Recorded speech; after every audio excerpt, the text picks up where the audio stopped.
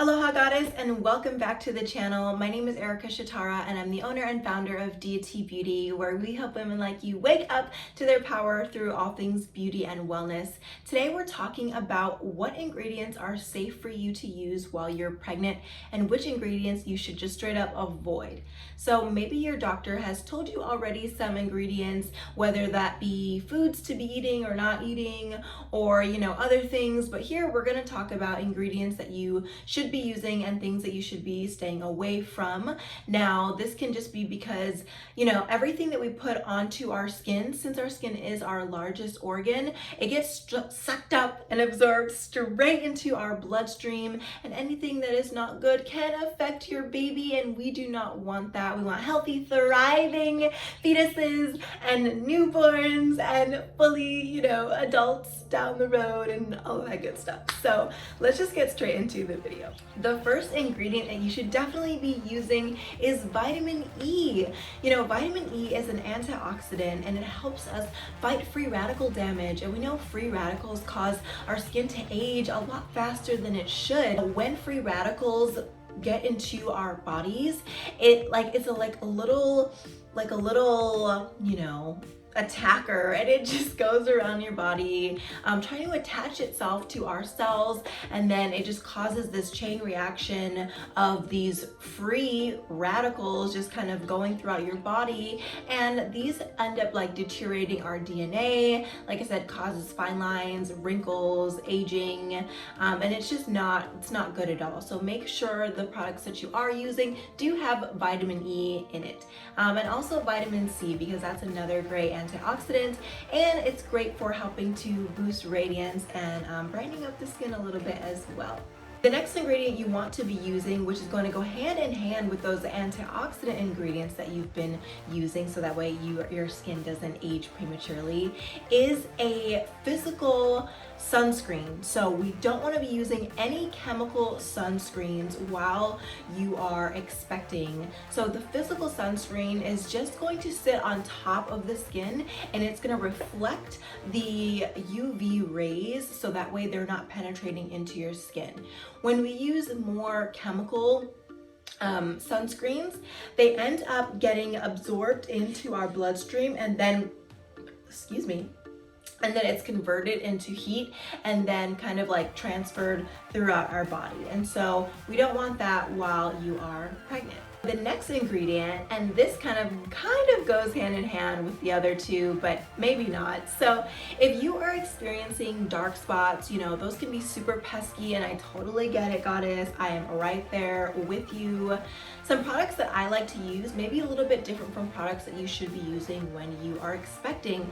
One of those ingredients you definitely do not want to be using while you are expecting is hydroquinone. So that is a very intense lightening agent, and we just don't want it. It's not safe to be using. If you are using it and you've been using it longer than 3 months, it's actually not good. It can just be more damaging in the long run, and it can actually cause it to not be as effective in the long run. So if you are using it, make sure that you're only using it 3 months on, and then taking some time off before you start to use it again. So maybe in that case, maybe switch to an arbutin, or in this case, if you are expecting, then switch to Kojic Acid. So Kojic Acid actually comes from the mushroom family, and it basically is a natural skin lightener, so that way you can still effectively lighten your hyperpigmented areas.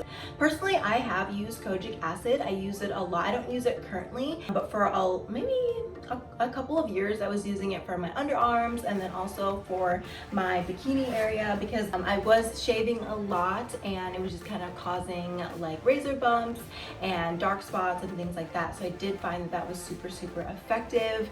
There are a lot of Kojic Acid soaps that you can buy. One that I recommend and that I really like is called Kojisan, Kojiesan, and I believe you can buy it on Amazon like you can do most things. So go ahead and check them out, and I will leave a link below to one that I have purchased in the past. All right, the next ingredient that you can be using if you are expecting is hyaluronic acid. So I know it may sound a little bit scary because it's like, acid, what? No, this is the great kind of acid. And in fact, there's another super awesome acid, which we will get to later on. So hyaluronic acid is basically a great humectant.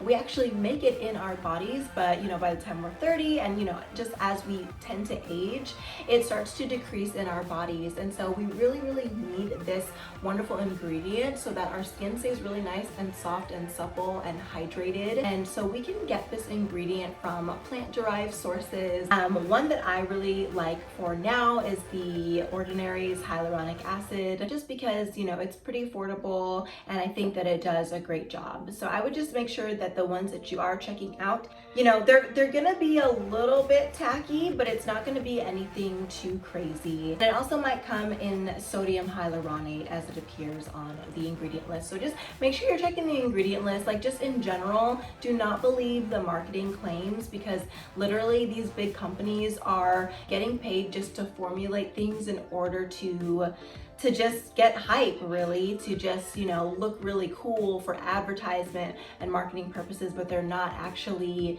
getting paid to formulate things that are going to get you results. And like, why would we be using anything if it's not going to get us results, right? Okay, let's move on.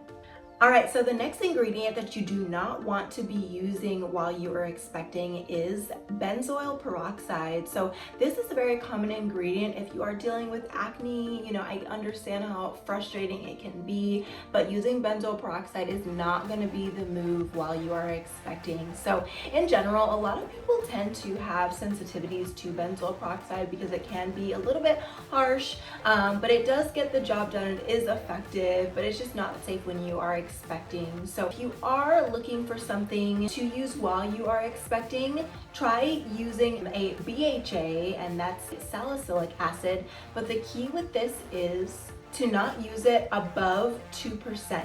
So make sure when you are looking at products, you turn the product over to the ingredient list, you look at the active ingredients, and if it has salicylic acid below 2%, so 2% and below, you can use it.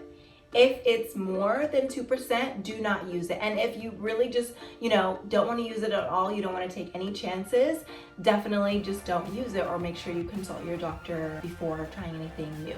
All right, and so also, what if you do need to lighten, you've got some areas to lighten on your skin, and you don't want to use Kojic Acid, or maybe you've tried that and that really hasn't worked for you. What else can you use?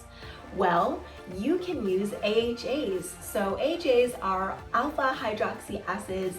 These are mostly derived from fruit, with the exception of lactic acid, which is derived from milk. But the main AHAs I like to use are glycolic, and I actually really like to use lactic acid. I think that lactic acid is great, especially if you are just getting into acids. It's more gentle than, let's say, a glycolic, which is actually I would say the best one, because of its super small molecular weight. It's able to really penetrate deep into your skin's layers and really start to eat away those dead skin cells and start to almost detach the stickiness, the desmosomes that are keeping everything together. So your skin is like in this matrix, and so the AHA goes in and essentially like eats away at the stickiness, these desmosomes that are kind of keeping all of like the keratin and everything together. And so when it eats away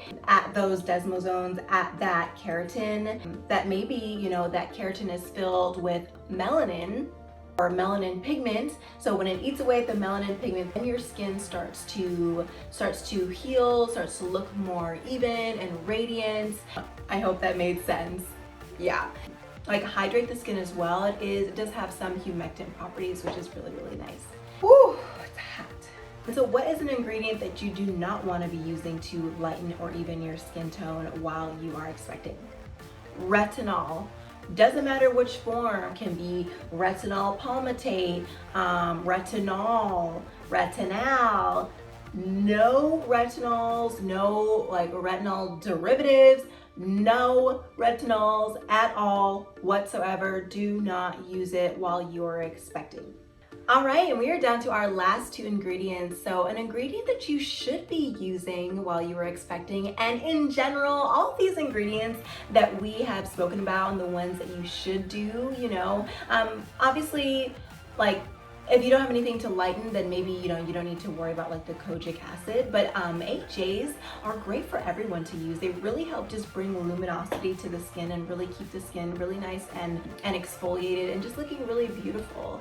And in any case, an ingredient that everyone should be using and an ingredient that is definitely safe for you to use while you're expecting are peptides. Peptides are so necessary if we want to maintain a nice, plump, healthy looking skin, help to keep our skin very much elastic and very soft and supple and just very resilient. We need peptides in our skin to help us maintain our collagen and elastin.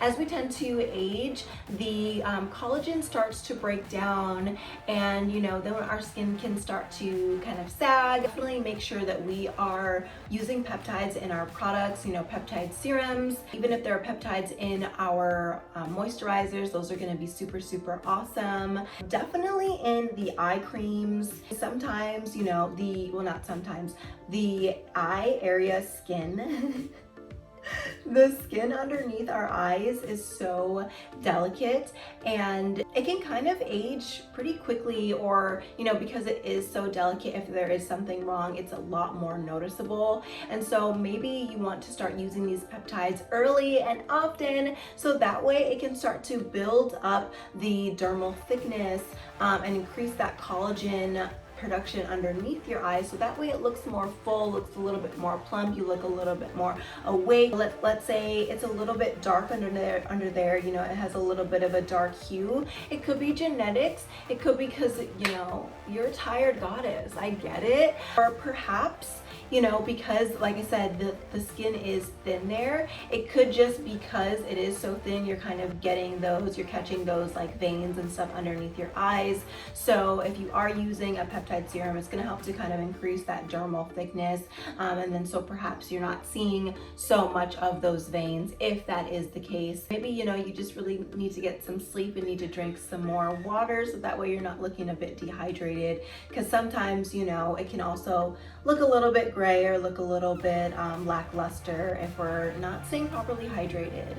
All right, and the last ingredient you should definitely not be using if you are expecting are essential oils. Now, I love essential oils, and if you're watching this, you probably enjoy them too, but a lot of them are not safe to use while you are expecting. Some of them are very, very stimulating, and they can cause premature, what is the word? I wanted to say premature concoctions. They can cause premature, oh my God, I almost said premature Caucasians. A lot of essential oils are not safe because they can cause premature contractions because they are so stimulating. Now, there are some that may be safe, but in general, and especially for SDs, we just don't want to use any essential oils on expectant clients. And so if that's something that you really just can't let them go, then I would definitely consult your doctor and see which ones are safe to use and which you should definitely avoid for the time being. All right, guys, that is it for today's video on the pregnancy ingredients, do's and don'ts. I really hope you enjoyed this, and if you found this video helpful, make sure you go ahead and share it with a goddess who it may serve, and make sure you go ahead, like, share, and follow our channel for more skincare tips and information and all things beauty and wellness. I want to go on this journey with you, and I'm just so excited to be here with you. Remember, you are beautiful, you are brilliant, you are brave, and you have so many gifts to offer this world, goddess. I love you so much, and until next time, I'll see you later. Bye.